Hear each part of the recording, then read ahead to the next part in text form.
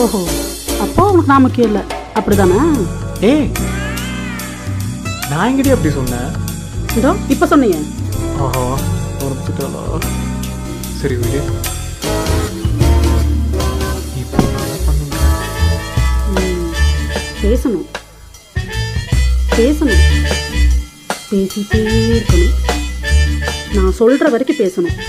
ம், ஆஹா, கடவுளே, ஆரம்பிச்சிருச்சு.